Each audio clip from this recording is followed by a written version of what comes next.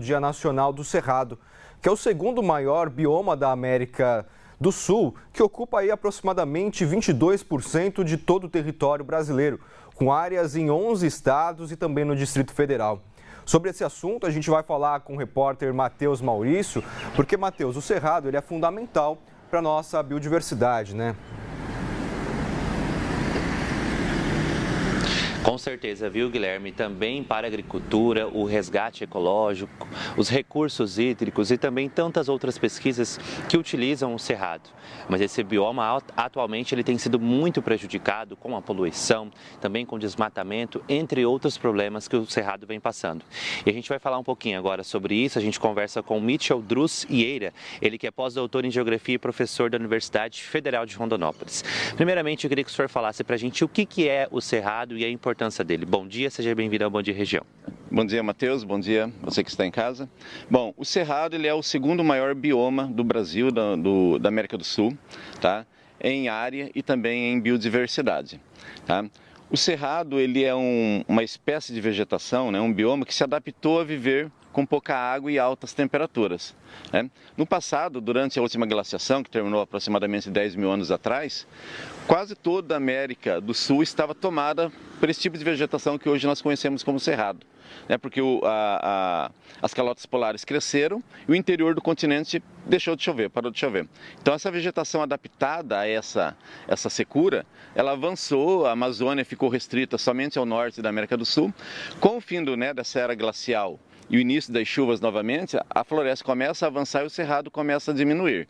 Então, hoje ele está restrito aqui a essa parte do Brasil, passando um pouco para outros países da América do Sul. Mas ele permanece essa característica de conseguir sobreviver com pouca água, com esse regime de chuva que nós temos aqui, uma estação seca, outra chuvosa, e se adaptando a essas mudanças climáticas pelo qual o planeta está passando. Falando um pouquinho sobre o cerrado, como que está o cerrado, esse bioma aqui na nossa região? Bom, de agosto do ano passado até julho desse ano, houve um aumento de 14% no desmatamento em relação aos meses anteriores, aos 11 meses anteriores.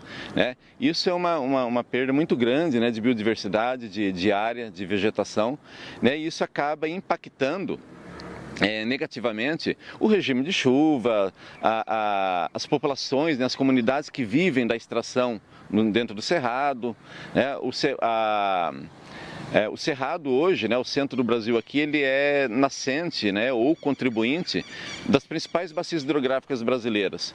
Então, a Bacia do Prata, que deságua lá no Uruguai, a Bacia do Rio São Francisco e até da Bacia do Rio Amazonas, dependem da água, que é gerada aqui no cerrado.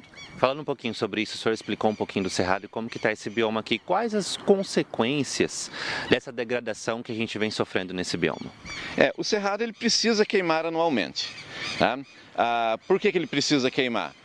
Ele ajuda, por exemplo, a controlar a entrada de espécies invasoras, plantas da Amazônia ou da Mata Atlântica, nessa tentativa de retomada de espaço, que as florestas, com a volta das chuvas, nos últimos 10 mil anos, estão tentando forçar ali a entrada no cerrado. Então a queima do cerrado acaba matando essas espécies invasoras e ajuda na manutenção do cerrado. Tá? A própria cinza gerada pela queimada ajuda a fertilizar o solo.